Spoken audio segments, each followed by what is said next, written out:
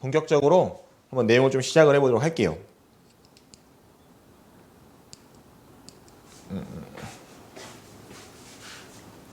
자, 보시게 되면은 요걸로 좀 넘어가겠습니다.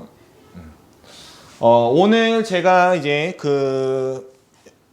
설명을 하게 된 순서는요. 첫 번째는 이제 중앙고에 배정이 되었을 때 이제 중앙고에 대해서 좀 어느 정도 알아야 될 필요성이 있겠죠. 그래서 중앙고에 대한 간단한 설명 좀 들어갈 것 같고요. 그 다음에 두 번째는 중앙고 내신 경향에 대해서 본격적으로 여기가 가장 중요하다라고 생각을 할 수가 있는데 이제 영상을 보게 되는 우리 중앙고 학생들은 이번 부분에 대해서는 정말 신중하게 생각을 하고 숙지를 해놓고 있어야 되겠죠. 그 다음에 세 번째는 이제 이러한 내신 경향에 맞춰서 제가 이제 어떻게 1년 동안 중앙고를 이끌어 나갈 것이냐라고 하는 내신 대비 전략에 대해서 간단하게 좀 소개를 하고 오늘 이 간담회를 마치도록 할 겁니다. 자, 그러면은 한번 첫 번째부터 한번 시작을 한번 해보도록 하겠습니다. 자, 첫 번째, 우리 아이가 중앙고등학교에 배정되었습니다. 자, 그리고 부제목으로는 중학생 대 고등학생이라고 해서 제가 한번 설정을 해봤는데요. 자, 먼저 첫 번째 보시게 되면은 제가 이렇게 좀 써봤습니다. 중학교 때 우리 아이는 잊어라. 그리고 우리 학생들 입장에서는 중학교 때의 나를 잊어라. 이게 가장 고등학교로 올라가는 학생들에게 제가 해주고 싶은 말. 그리고 고등학교에 올라가게 되는 자녀를 둔 학부모님들에게도 정말 하고 싶은 말입니다.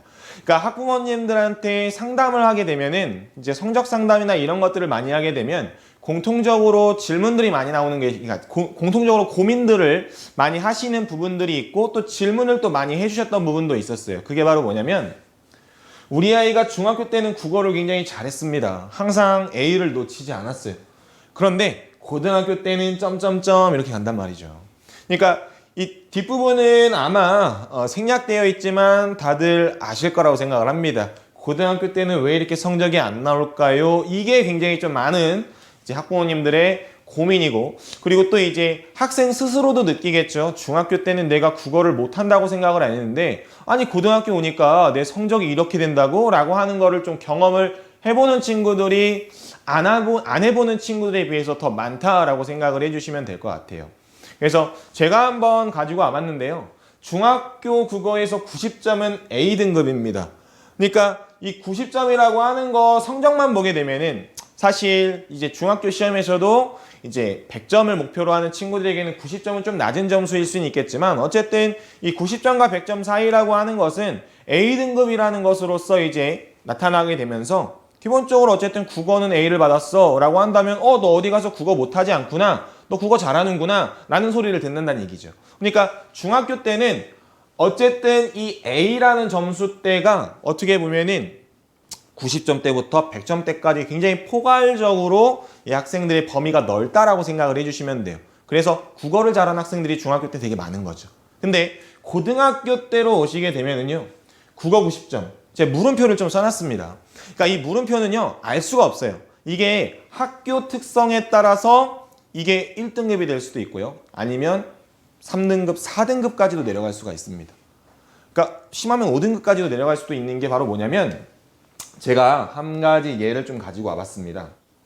이게 고등학교는 우선은 먼저 상대평가라고 하는 점이 중학교와의 그 큰 차이점이 되겠죠. 그러니까 중학교는 절대평가에 의해서 점수대만 넘으면 A등급을 주게 되고 그거에 따라서 학생들이 우수한 학생으로 이제 그 판정이 되는 것인데 고등학교 같은 경우는 이제 점수가 중요한 게 아니라 그 점수를 가지고 학생들을 이제 일종의 줄 세우기를 하게 되는 것이죠. 그래서 몇 등부터 몇 등까지는 몇 등급 이런 식으로 이제 나누는 거기 때문에 기본적으로 상대평가라고 하는 점이 중학교와의 큰 차이점이라고 보시면 될 것 같아요.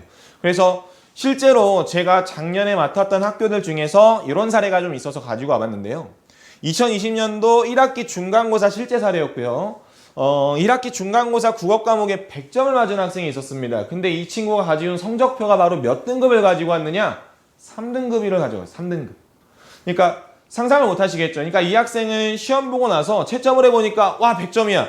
굉장히 기뻤겠죠. 왜냐면은 고등학교 처음으로 올라가서 시험을 본 건데 그 시험에서 100점을 맞았기 때문에 굉장히 학생 스스로도 성취감이나 만족도나 이런 것도 굉장히 높았을 거란 말이에요. 그런데 막상 일주일 뒤에 성적표가 딱 꼬리표가 나오는 순간 굉장히 표정이 일그러지겠죠. 왜? 3등급이라고 하는, 그러니까 100점 인원이 전교에 45명이었다라는 거예요.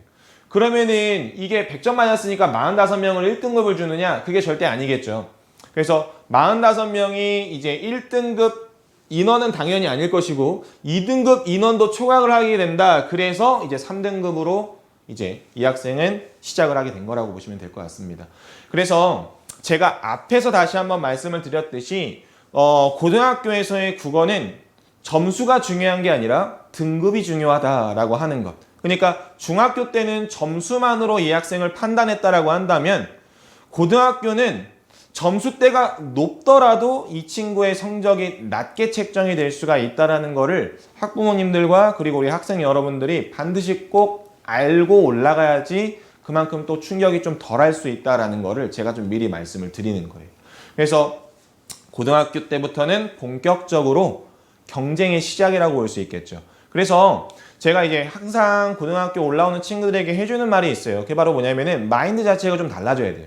근데 이거는 학생들의 마인드가 우선은 달라져야 되는 게 중학교 때에 내가 어느 정도 했을 때 나 A 맞았어 라고 하는 거에 그 어느 정도는 1등급을 보장해 주지 않습니다. 그렇기 때문에 더 남들보다 더 뭔가 많이 그러면서 좀 더 빠르게 시작을 해야 등급 경쟁에서 좀 유리할 수 있다라고 하는 게 현실적으로 말씀을 좀 드리는 거고요.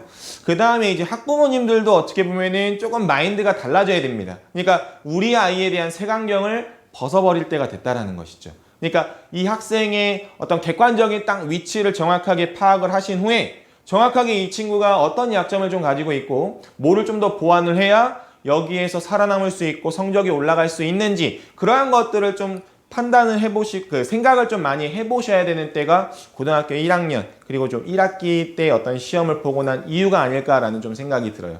근데 이제 저는 어쨌든 그런 학부모님들의 고민 그리고 우리 학생들의 그런 고민들을 최대한 좀 덜어드리고자 이 시간을 좀 마련한 거니까 좀 이어서 다시 한번 좀 더 보는 게 좋을 것 같습니다. 자, 그러면은 중앙고에서 1등급을 맞으려면 어떻게 해야 될까라고 하는 것을 좀 보게 되면은요. 이게 이제 작년 기준이긴 한데요. 올해는 인원이 이제 전체적으로 자사고가 좀 미달이 났다라고 하는 것들이 좀 많은 학교들이 나타났어가지고 인원 자체가 이제 아마 이거보다는 좀 적을 수도 있을 것 같다는 좀 생각이 들어요. 좀 300명 근데 그래도 300명 근처에 이제 나타날 것이라고 생각을 하는데 어쨌든 작년 기준으로 본다면은 312명이 1학년 학생 수였다라고 보시면 될 것 같고요. 자, 이제 등급으로 나누게 되면 이제 등급이 4% 이내가 이제 1등급이 되겠죠. 1등에서 12등까지고요. 2등급 같은 경우는 이제 11%가 되겠죠. 그래서 13에서 34등까지가 이제 여기서는 2등급. 그 이후에서는 이제 74등까지가 3등급이라고 보시면 될 것 같습니다. 그러니까 기본적으로 고등학교 올라오는 친구들의 목표가 저는 그렇게 생각을 해요. 나는 목표가 3등급이야 라고 생각은 하진 않습니다. 당연히 다들 1등급을 바라보겠죠. 그런데 그 1등급의 현실이 바로 전교 1등에서 12등까지예요. 그런데 이게 뭘 의미하는 거냐면 중앙고등학교가 1학년이 총 10학급입니다. 그러면은 기본적으로 반에서 국어로 1등을 해야지 1등급에 안전하게 들어갈 수가 있다는 것이죠. 만약에 반에서 한 2등 정도 했는데 좀 불안불안하다. 근데 이제 동점자까지 이제 합치게 되면은 1등급이 또 안 나올 수가 있는 경우가 있기 때문에 기본적으로 반에서 1등 정도는 해야 내가 이제 1등급에 들어갈 수 있구나라는 거를 좀 생각을 해볼 수가 있다는 얘기죠. 근데 또 반에서 1등이 또 보장을 해주지 않는 게 전교에서 이제 한 반에서 좀 우수한 학생들이 많이 나왔다라고 한다면은 반에서 1등도 장담을 하지 못하는 그런 상황이 또 발생할 수도 있다는 겁니다. 그러니까 고등학교는 이 1등급을 맞은다라는 거 하는 것이 중학교 때 A 받는 거랑은 완전히 천지 차이가 되는 거죠. 이제 상상할 수 없을 정도로 굉장히 경쟁이 치열하다라고 생각을 해주시면 될 것 같아요. 그래서 아까 제가 말씀드린 것처럼 우리 학생들 마인드 나 이 정도만 했으면 됐지 적당히 하자라는 거에서 절대 타협하시면 안 돼요. 그러니까 더 뭔가 남들보다 앞서 나가기 위해서 많은 것들을 준비하고 노력을 해야 되는 시기가 바로 고등학교 1학년이라고 보시면 될 것 같습니다. 그래서 제가 한번 이렇게 가지고 한번 와봤습니다. 중앙고 1학년 학급이 10학급이라고 한다면 결국 반에서 1등은 해야 1등급 그리고 7등 안에 들어야 3등급이에요. 3등급조차도 나는 3등급을 생각도 안 해봤는데 아니 무슨 3등급이야. 남자라면 1등급이지 라고 생각을 했을 텐데 그죠? 7등 안에 들어야 또 3등급이에요. 그러니까 반에서 보통 학급 학생 수가 30명입니다. 그 중에서 7명만이 3등급 이내에 들어갈 수 있다라고 하는 거니까 이거는 어떻게 보면은 야 이거 고등학교 정말 좀 많이 경쟁이 좀 치열한데 라고 생각할 수 있겠죠. 그죠? 근데 어떻게 합니까? 고등학교로 올라가지 않을 수가 없잖아요. 그러니까 굉장히 좀 많은 준비를 하고 노력을 해야 되는 시기가 아닐까라는 생각이 계속 강조해서 말씀을 드리는 거죠. 자, 그래서 제가 이제 중앙고등학교 국어가 어느 정도 수준일까라고 하는 거를 한번 좀 간단하게 한번 자료를 준비를 한번 해봤습니다. 위에 나와 있는 거는 2019년도 기준이고요. 밑에 있는 거는 2020년 기준인데 2020년 기준은 이제 뭐 학교 알림이나 이런 데서도 확인하실 수 있겠지만 1학년 1학기까지밖에 나오지 않더라고요. 그래서 우선 여기까지 한번 가지고 와봤는데 여기서의 이제 좀 차이가 좀 느껴지시는 게 보일 겁니다. 이제 한 3학기 정도를 비교를 해본다라고 한다면은 평균 점수를 한번 보세요. 평균 점수. 평균 점수가 65.8, 그리고 69.9, 그리고 73.8 점점 올라가고 있어요.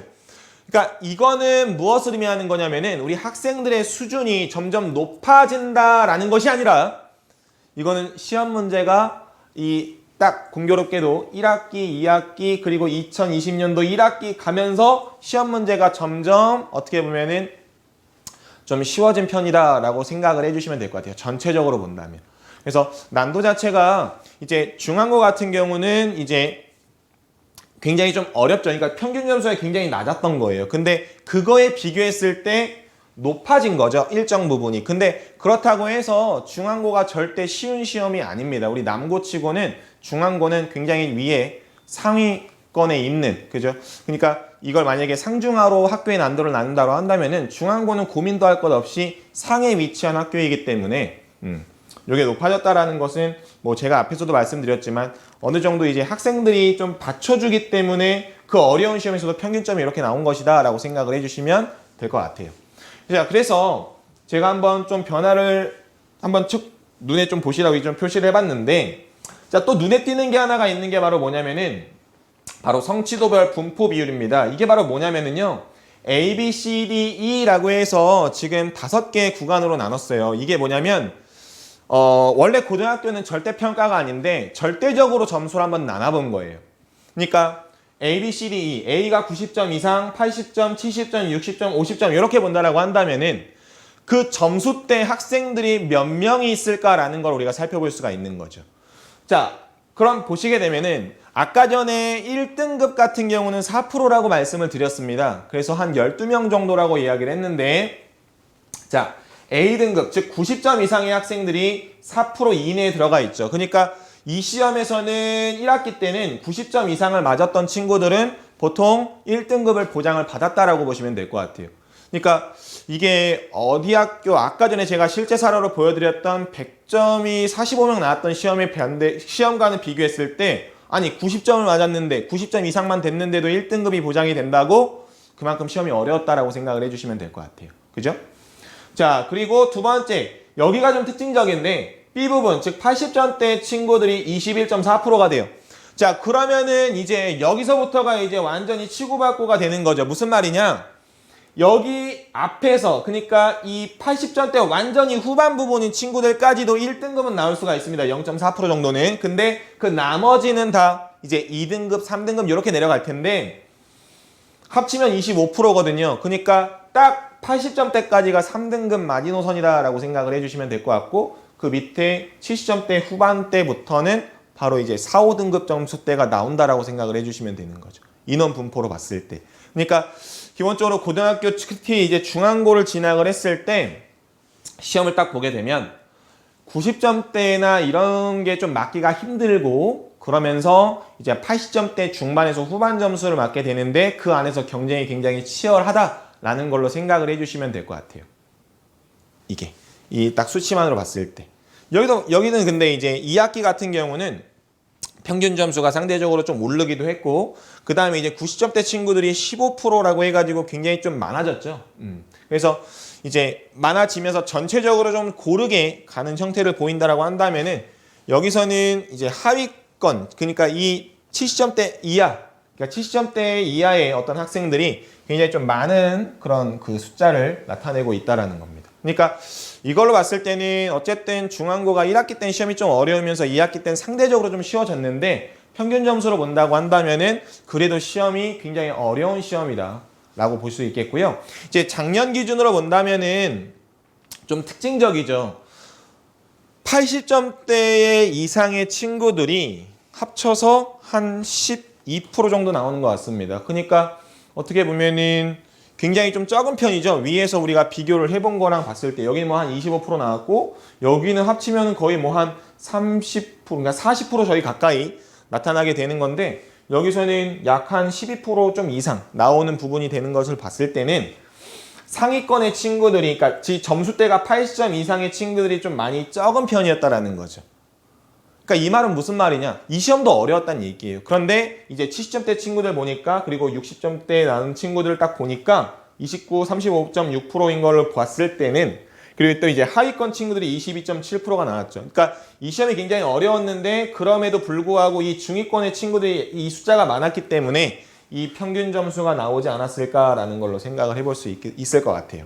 그래서 어쨌든 전체적으로 제가 이 중앙고 국어 성취도 분포를 통해서 이제 학부모님들한테 그리고 학생들한테 말씀을 좀 드리고 싶은 건 바로 뭐냐면은 어려운 시험이다. 중앙고 같은 경우는 시험 문제가 굉장히 어려우면서 이제 중상위권 친구들 사이에서의 경쟁이 굉장히 치열할 수밖에 없는 구조를 가지고 있구나라는 걸로 생각을 해주시면 될 것 같고요.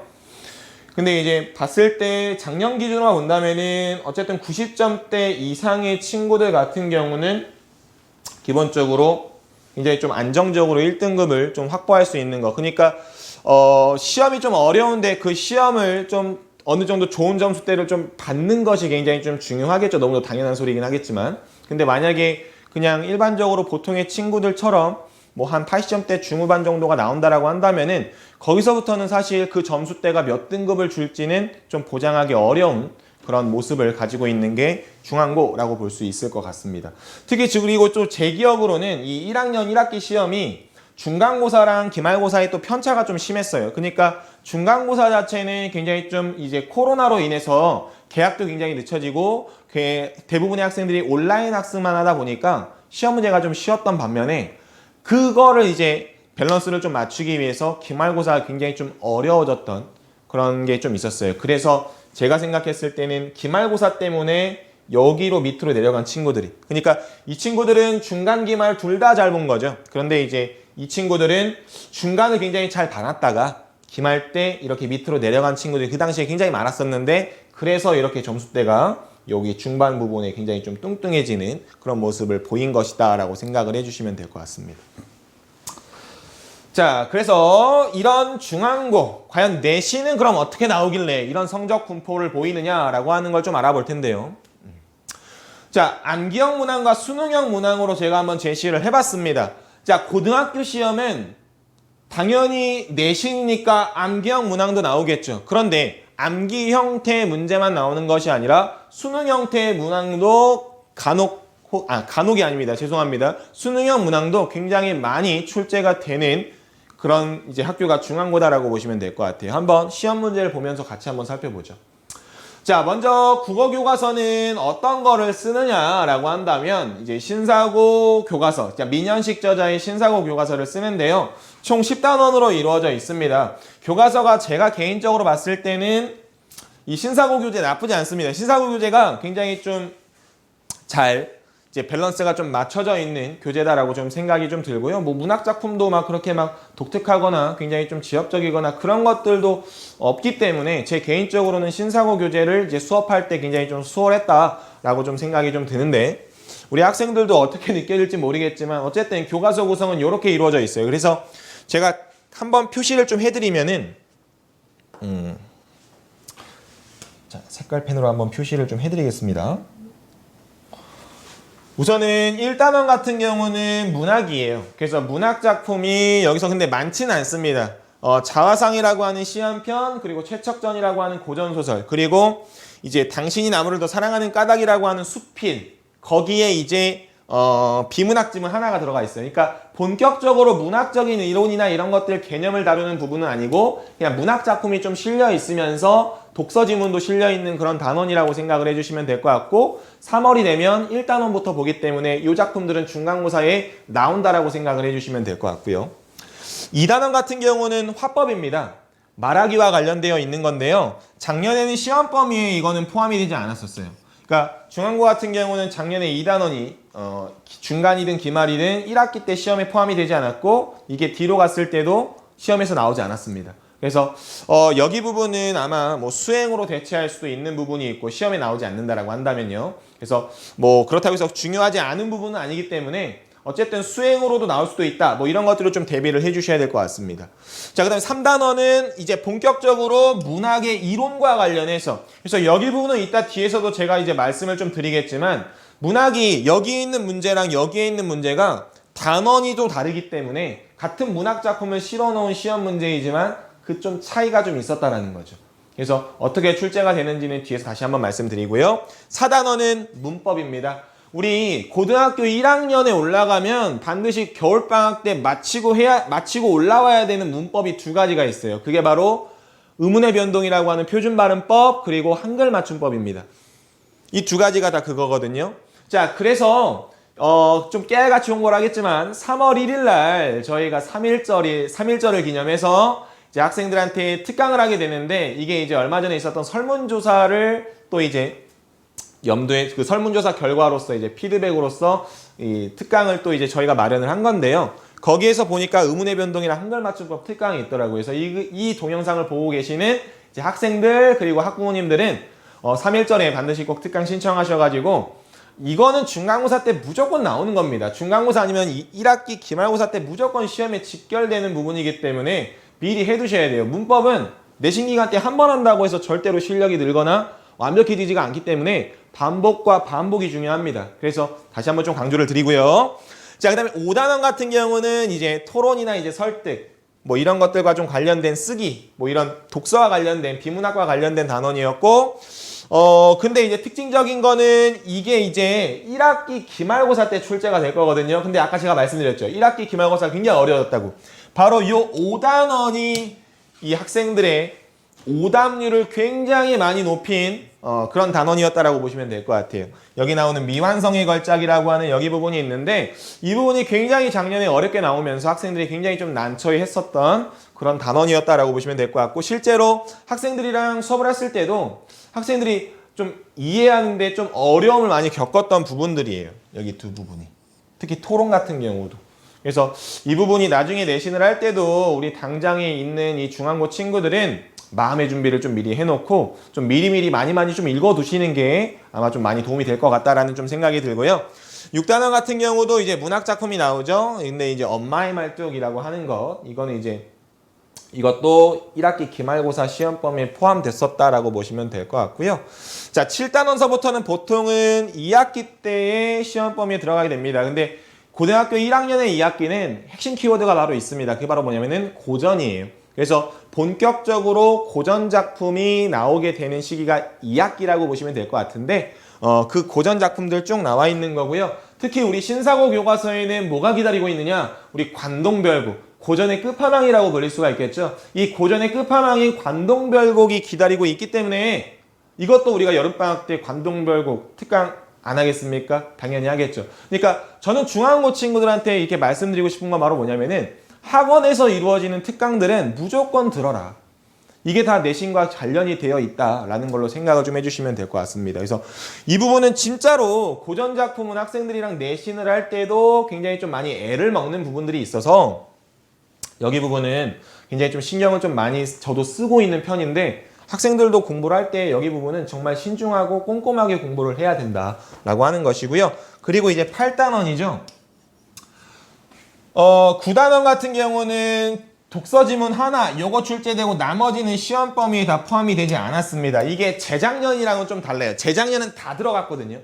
근데 작년에는 코로나라는 특성이 좀 있어서 그런지 몰라도 아무래도 이제 선생님들이 시험 범위를 좀 줄이는 경향들이 좀 있었는데 작년엔 시험 범위가 되게 많이 좀 줄어들었어요. 그래서 완전히 2학기 기말고사 때는 이 8단원만 시험에 출제가 되었습니다. 8단원. 그러니까 문법만 시험에 나온 거죠. 특히 무슨 문법? 중세 문법이요. 근데 중앙고가 이따가 뒤에서도 제가 말씀을 드리겠지만 뭐 여기도 이제 문법이 있고 여기도 이제 문법이 있고 그다음에 여기에도 이제 문법이 아까 제가 좀 빼먹고 넘어갔는데 문법 요소라는 문법이 좀 들어가 있습니다. 근데 이런 문법들을 학교에서 가르칠 때 선생님들이 추가 자료를 굉장히 많이 주세요. 그 추가 자료가 바로 뭐냐면은 교과서에 있는 내용이 아니라 교과서 외적인 부분들, 되게 심화적인 부분들. 뭐 쉽게 예를 들면은 중세국어거든요. 고대, 중세, 근대라고 했을 때 중세국어인데 고대와 근대 자료까지 주세요. 그래서 거기에 전체적인 걸 시험에서 내신다라고 생각을 해주시면 될 것 같아요. 그래서 어떻게 보면은 작년에 좀 기준으로 말씀을 좀 드리면은 이 8단원 자체의 이 문법에 굉장히 좀 잘 적응을 했고 학습을 했던 친구들은 2학기 기말고사 성적이 완전히 팍 올라가서 등급에서도 굉장히 좀 많은 유리함을 얻었고 문법에 좀 어려웠던 친구들, 문법에 좀 약했던 친구들은 이 기말고사 굉장히 어렵게 느껴지면서 성적이 조금 하락한 친구들도 있고 그럼에도 반면에 열심히 해서 성적을 좀 유지했던 친구들도 있기 때문에 중앙고는 문법 역시도 굉장히 좀 신경을 써야 된다라는 것이 제가 좀 드리고 싶은 말씀이고요. 자, 당장 다가올 중간고사를 좀 대비해서 어머님들한테 그리고 우리 학부모님들한테 그리고 우리 학생들한테 좀 보여드리고 싶은 건 바로 뭐냐면은 먼저 1단원은 시험 범위에 포함이 되었다 그랬죠. 여기 보시게 되면 윤동주의 자화상, 조이완의 뭐 채척전 이렇게 나와 있고 밑에 나오는 뭐 수필, 비문학지문 이렇게 나와 있는데 제가 딱 한마디로 말씀을 드리면은 문학 작품에 대한 꼼꼼한 내용 이해가 필요하다. 이게 결론입니다. 그러니까 굉장히 디테일하게 들어갑니다. 그러니까 만약에 중앙고에서 내용 일치 문제를 물어본다. 굉장히 좀 디테일하게 들어가면서 굉장히 어려워진다라고 생각을 해주시면 될 것 같아요. 그래서 여기 보시게 되면은 자화상 같은 경우는 이따가 좀 말씀드릴 거고요. 채척전은 이제 여기는 내용 이해 문항보다는 작품의 특징 중심으로 좀 출제가 되었어요. 근데 이게 올해 같은 경우 또 달라질 수 있는데 채척전에 대한 내용 일치 문제가 나오면 그 내용을 완벽하게 파악하고 있어야 시험을 풀 수 있는 그런 문제들로 출제가 될 거라는 거 반드시 꼭 생각을 해주시고 이 부분이 굉장히 좀 어려운 질문인데 이 부분을 시험 문제에서도 굉장히 꼼꼼한 내용 이해를 필요로 하는 그러면서 굉장히 암기를 해야 되는 그런 문항들로 굉장히 많이 출제를 했다라고 보시면 될 것 같아요. 이 당신이 나무를 더 사랑하는 까닭은 중학교 때 배우고 올라온 친구들이 아마 있을 수도 있는데 중학교 때 교과서에도 실려 있는 글이기도 합니다. 근데 굉장히 좀 소수 교과서에 있는 거기 때문에 대부분의 학생들이 이걸 처음 보긴 할 텐데 굉장히 좀 어려운 지문이거든요. 수필치고는. 근데 그런 어려운 내용을 꼼꼼하게 내용까지 다 파악을 하고 있어야 시험 문제를 풀 수 있는 것들을 좀 냈기 때문에 아마 올해도 제가 이제 이 부분에 대해서 수업을 할 때는 굉장히 좀 학생들한테 되게 좀 지나치다고 좀 여겨질 정도로 굉장히 좀 꼼꼼하게 수업을 할 생각으로 지금 계획을 하고 있습니다. 그 다음에 이제 비문학 지문은 이 부분은 좀 단순하게 좀 출제가 됐어요. 그냥 이 부분은 내용 이해 중심으로 출제가 되긴 했는데 그냥 딱 봤을 때 직관적으로 문제가 풀릴 수 있을 정도의 그런 문제로 출제가 됐는데 하지만 이렇게 됐다고 해서 올해도 똑같은 건 아니죠. 그러니까 아까 말씀드렸듯이 항상 모든 내용들은 꼼꼼하게 이해를 해야 할 필요가 있다라고 하는 것이 저의 생각이죠. 근데 이제 아까 자화상은 뒤에서 말씀드리겠다라고 했던 게 바로 뭐 때문이었냐면 자화상이라고 하는 해석이 되게 여러 개로 해석이 될 수가 있는데 굉장히 좀 특이하게 이 학교의 선생님의 주관적인 것들이 들어가 있는 그런 해석이 있었는데 그 해석을 실제 시험에서도 출제를 했어요. 그러니까 오히려 이 중앙고 학생들은 작년에 자습서나 이런 걸 문제를 풀지 말라고 했습니다. 그 이유는 바로 뭐냐면은 자습서에 나와 있는 대로 수업을 하지 않으셨기 때문이에요. 자화상 작품 자체는. 나머지는 상관이 없었는데. 그래서 이런 것들이 이제 학교에서 좀 특이점이라고 보시면 될 것 같고 제가 느꼈을 때는 중앙고 선생님들이 강의를 굉장히 열정적으로 잘 하세요. 굉장히 학생들한테 많은 것들을 알려주고 싶어서 굉장히 심화적인 부분들까지도 굉장히 좀 디테일한 부분들까지도 수업을 하시고 그런 것들이 시험에 나온다라고 생각을 해주시면 될 것 같아요. 그래서 우리 학생들 학교 가서도 수업 굉장히 열심히 들어야 된다는 거는 제가 다시 한번 좀 말씀을 좀 드리고요. 자, 그 다음 두 번째 3단원은요. 전체적으로 봤을 때 여기는 이제 문학적 갈래와 관련된 단원이기 때문에 단순하게 문학 내용만을 출제를 하는 게 아니라 그 갈래랑 연계를 해서 야, 이 작품이 이런 갈래인데 이런 갈래 이론이 여기서도 적용이 돼서 이렇게 해석할 수 있니? 약간 이런 문제가 출제가 되는 거죠. 그래서 저는 이 3단원을 대비할 때는요. 작품만 해석을 하는 게 아니라 당연히 갈래에 대한 이론 설명들도 아주 꼼꼼하게 들어간다라고 생각을 해주시면 될 것 같고 우리 학생들도 이론적인 것들 반드시 꼭 알아야 된다는 거. 여기 좀 오타가 났는데 돌다리는 서정갈래가 아니라 서사갈래가 되겠죠. 그래서 서사갈래에 대한 특징적인 문항이 출제되었다라고 하는 거. 근데 좀 특이한 거는 성난기계는 시험 범위가 아예 애초에 빠져 있었고 상기는 시험 범위였어요. 그래서 이 상기도 굉장히 좀 어려운 수필이거든요. 우리 박지원 씨가 쓴 고전 수필인데 학생들 배울 때 아 이거 무슨 내용이야 라고 하면서 굉장히 어렵게 그러면서 막 간신히 이해해가면서 배웠는데 시험에서 막상 출제가 안 됐어요. 그러니까 고등학교 때는 이런 일들도 가능합니다. 시험 범위라고 했는데 문제에서 출제가 안 되거나 출제가 됐는데 한문항 되거나 이런 것들이 비일비재해요. 그러니까 굉장히 좀 학습 부담 많은데 시험 문제를 풀 때 좀 허무할 수도 있다는 거 좀 생각을 해주시면 될 것 같고 자, 그 다음 네 번째 4단원 보시게 되면은 문법이죠. 의문의 변동만 시험 범위에 포함이 됐었습니다. 그래서 의문의 개념학인 문항이 보통 출제가 됐어요. 근데 이게 뭐냐면 의문의 변동인데 의문에 대해서 나왔다라는 거는 이제 자음 모음의 어떤 기본적인 개념, 특성 이런 것들인 건데 이런 것들이 고등학교 1학년 교과서에는 없습니다. 왜냐? 고등학교 1학년이 되기 전에 중학교 때 다 교과서에 실려 있었던 것들이고 중학교 때 배우고 올라왔기 때문에 고등학교 1학년 때는 그냥 그 의문을 다 알 거라고 생각하고 의문의 변동이라고 해서 교과서 구성이 이렇게 되어 있는 거죠. 그래서 중학교 때 배우고 올라온 게 기억에 남아 있겠습니까? 또 많이 또 지워졌을 거 아닙니까? 그래서 내신 때는 이런 의문 파트도 굉장히 자료를 마련해서 수업을 할 거니까 너무 크게 걱정은 하지 않으셔도 될 것 같아요. 문법 같은 경우는 이런 개념을 물어보고요. 그런 개념을 적용한 문항 중심으로 출제가 되는 것이 좀 특징적이었습니다.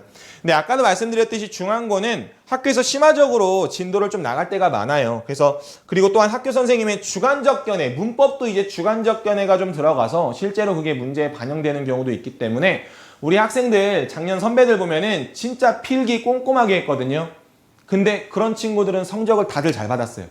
자, 우리 지금 이 영상을 보고 있는 이제 중앙고 생활을 시작할 친구들은요. 학교 수업 정말 열심히 듣고요. 그리고 나서 학원에 오셔서 저한테 그런 학교에서 이렇게 수업을 했습니다. 라는 정보를 주면 제가 그것들을 이제 다시 우리 학생들한테 좀 더 어떻게 하면 쉽게 이해할 수 있는지 이런 것들을 좀 제시해 줄 수 있을 것 같습니다. 그래서 나중에 내신 기간이 되게 되면 우리 학생들과 저의 어떤 소통도 굉장히 좀 중요하기 때문에 그때는 다시 한번 그런 부분들을 좀 강조를 해주도록 하겠습니다.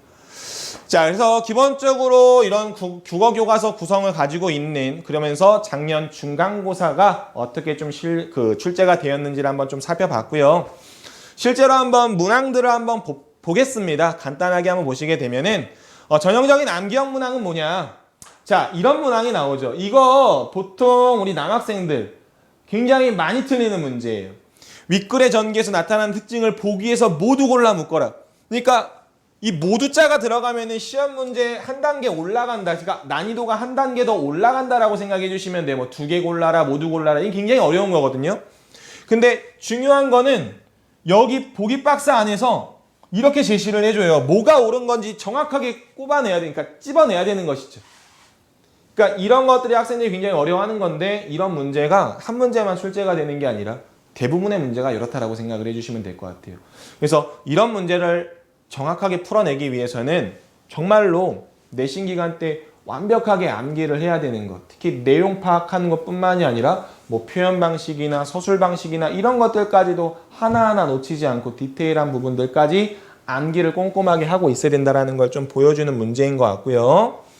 자, 그 다음 두 번째는 이런 문제도 좀 있었어요. 이 문제도 굉장히 학생들이 어려워했던 문제거든요. 아까 제가 말씀드렸던 당신이 나무를 더 사랑하는 까닭, 그 어려웠던 수필 지문이었는데 그냥 이 문제 이렇게 나왔어요. 지문 위에 딱 나오고 야, 윗글 내용을 고려해라.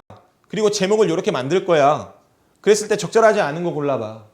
근데 사람은 땡땡땡 한데 나무는 땡땡땡 함으로 당신은 나무를 더 좋아해. 결론은 뭐예요? 내용이 뭔지 알고 있어야 된다는 얘기입니다. 근데 사실 내신이잖아요. 내신 문제가 약 한 30문제 나오거든요. 근데 시간은 50분밖에 안 줘요. 그러면은 그 50분이라는 시간 동안에 내가 이 지문을 다시 한번 읽고 있을 시간이 없습니다. 어떻게 돼야 돼요? 이런 문제도 머릿속에서 이 내용을 다 파악한 상태에서 다 암기가 되어 있어야 돼요. 그런 다음에 선지들을 걸러내야 되는 것이죠. 옳지 않았던 부분, 이 내용에 없었던 부분, 이런 것들을 걸러내는 문제였다라고 보시면 될 것 같습니다. 굉장히 까다로워요. 특히 중앙고 선생님들이 마음만 먹으면 선지를 정답과 굉장히 유사하게 만들어서 학생들한테 함정을 만들어 놓는 거죠. 그런 문제들이 사실 중앙고에서 출제가 많이 되기 때문에 굉장히 좀 주의를 할 필요가 있습니다. 자, 그 다음 문제 또 한번 보도록 하겠습니다. 이번에는 수능형 문장을 좀 볼게요. 수능형 문항을. 자, 보기를 참고하여 윗글을 감상한 내용으로 타당하지 않은 것. 이게 전형적인 수능 문제거든요. 그러니까 수능 문제에서 문학작품에는 항상 보기를 고려해서 윗글을 감상해라. 이런 적용 문제가 나옵니다.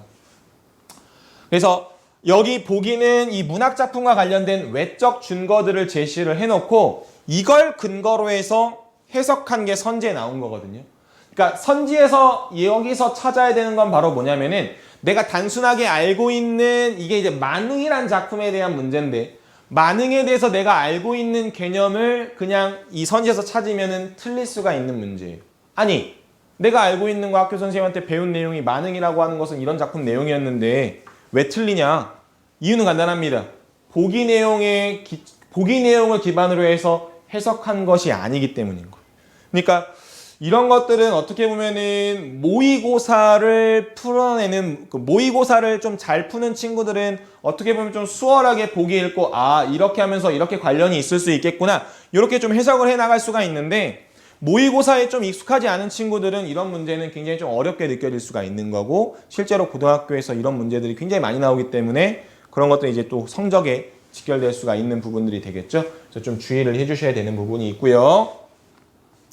그 다음에 이제 주관식 및 서술형 문항들은 서술형이라고 해서 막 길게 서술하는 문제는 출제가 거의 되지 않습니다. 대부분 다 단어나 구 형태 아니면 문장으로 쓰더라도 그냥 짧게 한 문장 정도 이내로 쓰는 그런 문제들이 주로 출제가 되는데요.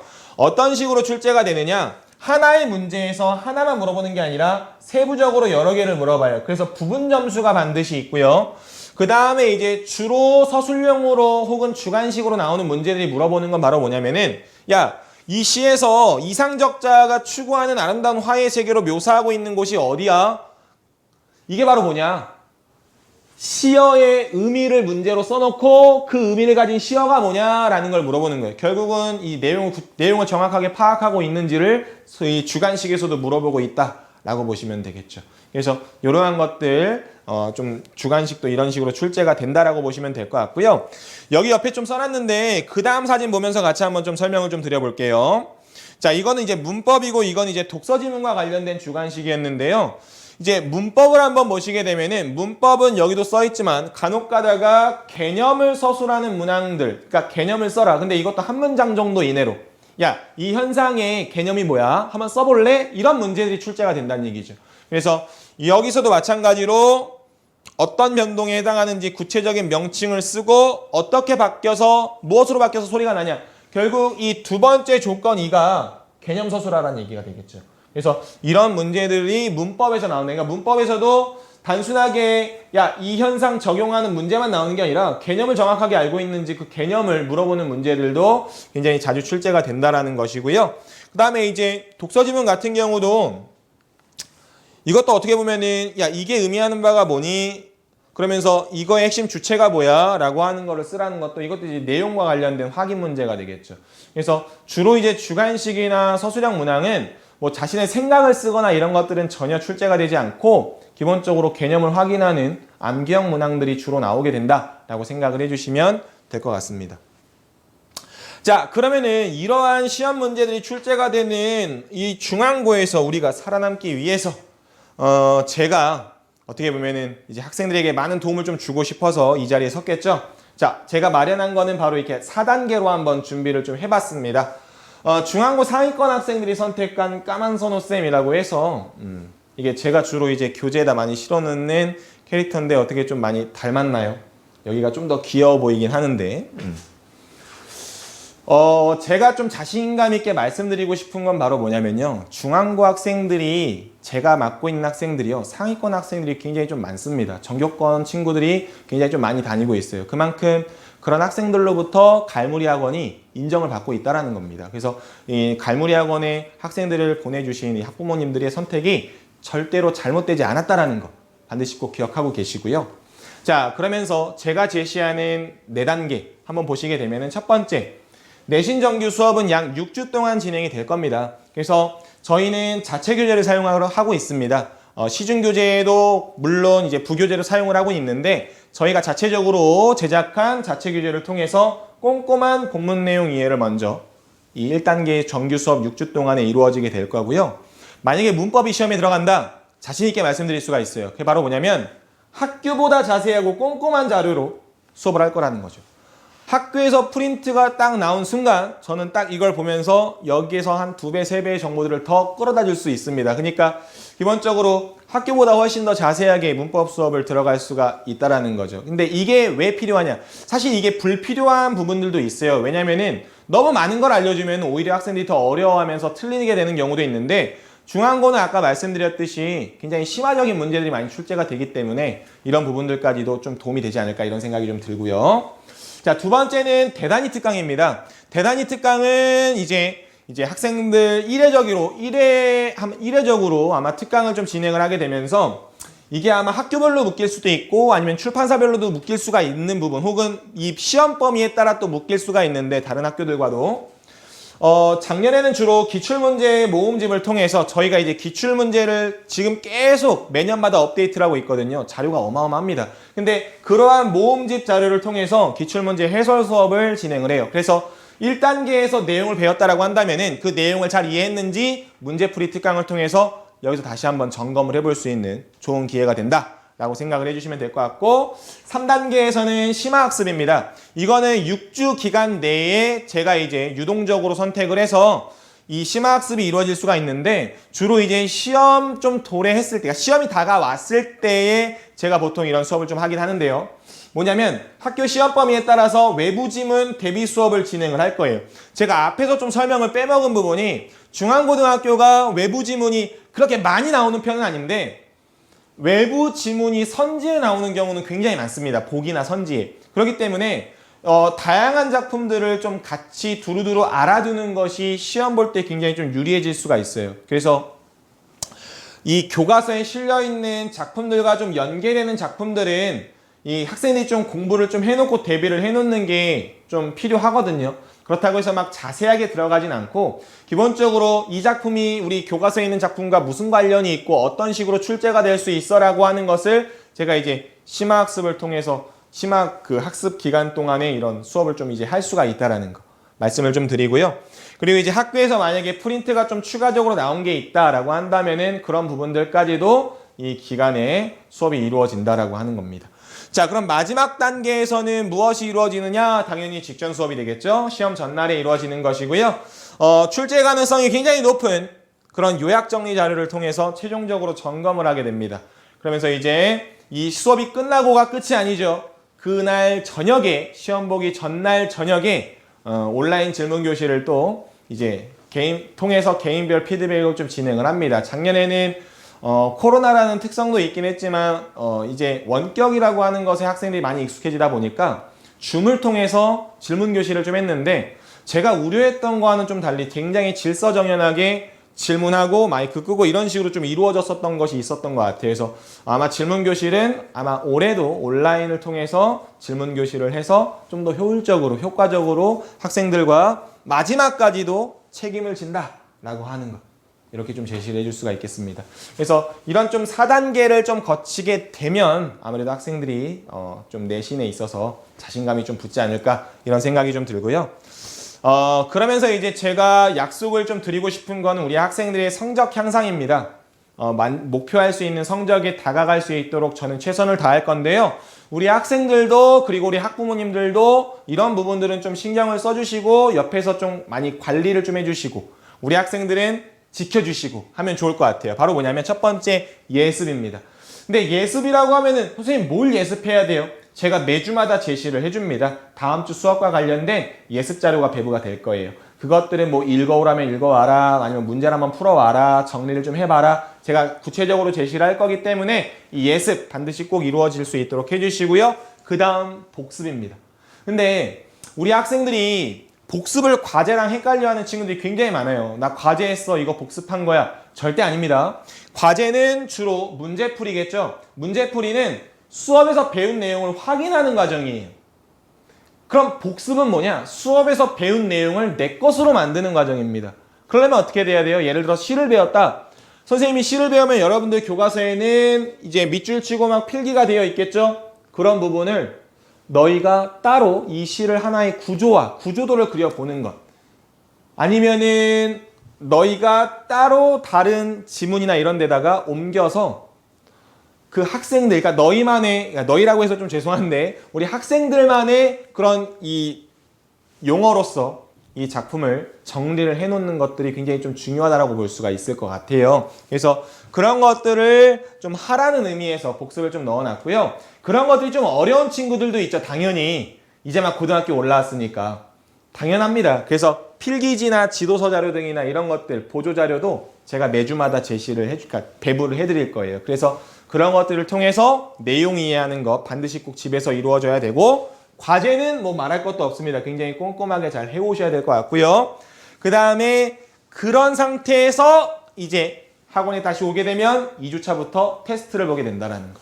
그래서 테스트는 내가 일주일 동안 요 복습과 과제를 통해서 전주에 배운 내용을 정확하게 이해했는지를 마지막으로 최종적으로 볼 수 있는 그런 좋은 시험이기 때문에 이런 시험들도 놓치면 안 되겠죠. 특히 우리 중앙고 친구들을 위해서 선생님이 문제도 굉장히 중앙고에 맞게 학교 기출경에 맞게 출제를 하기 때문에 반드시 꼭 우리 학생들이 이 4가지를 지켜주신다. 내신 1등급. 이거는 제가 약속을 드리고 싶습니다. 그래서 우리 학생들과 제가 같이 약속을 지켜나가면서 올해 좋은 성적을 좀 낼 수 있도록 같이 좀 노력을 하면 좋을 것 같습니다. 자, 제가 준비한 자료는 여기까지인데요. 제가 한마디만 더 드리고 싶으면은 여기 나와 있습니다. 중앙고 내신 대비 꿀팁, 남들보다 먼저. 자, 지금 이 영상을 보고 있는 친구들은 보통 정규 수업을 다니고 있겠죠. 우리 친구들한테 제가 말씀드리고 싶은 거는 이미 내신 대비를 하고 있다. 수능 대비와 내신 대비를 동시에 하고 있다라고 말씀드리고 싶어요. 이게 무슨 뜻이냐? 아까 말씀드렸듯이 중앙고 내신은 수능형 문항이 다수 출제가 되기 때문에 정규 수업이 굉장히 큰 도움이 됩니다. 실질적으로. 그래서 실제로 우리 중앙고 지금 현재 2학년 친구들도 내신만 듣거나 이런 친구들이 거의 없어요. 그러니까 대부분 다 정규 수업과 내신 수업을 같이 듣고 있습니다. 그러면서 굉장히 만족도가 높거든요. 우리 중앙고 선배들이. 그렇기 때문에 우리 친구들도 지금 하고 있는 것이 좀 어렵고 낯설고 귀찮기도 하겠지만 이게 다 여러분들의 성적 향상에 도움이 될 수 있는 거기 때문에 좀 많이 노력을 해주셔야 될 것 같아요. 아까 말씀드렸잖아요. 경쟁이 굉장히 심하다고. 반드시 꼭 당부를 좀 드리고요. 그래서 3월부터는 새로운 3과정으로서 이제 시작이 될 텐데요. 새 교재 새롭게 이제 시작을 하게 될 건데, 이 과정 수업과는 무슨 차이가 있느냐? 3교시에 그날 배웠던 내용을 테스트를 이제 하는 것이 아니라 이제 본격적으로 고등학생이잖아요. 모의를 한번 볼 건데 45문항을 다 보는 게 아니라 실전 미니 모의라고 해가지고 문항수를 줄여서 실전으로 한번 그 모의고사 문제와 동일한 유형의 문제들을 한번 풀어보고 그것에 대한 해설 수업까지 이루어진다라고 하는 것이 가장 큰 특징이다라고 보시면 될 것 같습니다. 그 다음 3월에 이제 학평을 보게 되죠. 우리 1학년 친구들은 3월 23일에 학평을 보게 됩니다. 날짜가 여기 좀 수정이 돼야 되는데 3월 23일이에요. 얼마 전에 최근에 이제 그 학평이 1학년, 2학년, 3학년 이렇게 분리가 돼서 공지가 되어서 요거는 좀 수정이 돼야 되는데 3월 23일입니다. 우리 1학년 친구들은. 그래서 그날 학평을 보면 보통 우리가 총평이 나가긴 하는데 저희는 갈무리만 할 수 있는 톡강이 있죠. 이 톡강을 통해서 학평 리뷰를 진행을 할 예정입니다. 그래서 난도가 좀 어땠고 주요 문항은 이런 문항인데 이런 문항은 어떻게 풀어내는 것이다. 보통 EBS에서 보통 이런 것들 많이 하는데 EBS보다 훨씬 더 퀄리티가 높을 거라고 자신 있게 말씀을 좀 드릴 수가 있습니다. 그래서 어쨌든 이러한 것들이 이 3과정에서 이루어진다라고 하니까 우리 정규 수업 열심히 듣고 그리고 3월 중수능 혹은 말에서부터 시작하는 내신 완벽하게 대비할 수 있을 거라고 저는 자신 있게 말씀을 드립니다. 그래서 어쨌든 제가 준비한 내용은 여기까지인데요. 우리 혹시 이 영상을 보고 계시는 학생들, 학부모님들 혹시 질문이 있다라고 한다면은 질문을 좀 몇 개를 받고 오늘 간담회를 좀 마무리하려고 합니다. 혹시 질문 있으시면 좀 해주시면 좋을 것 같습니다.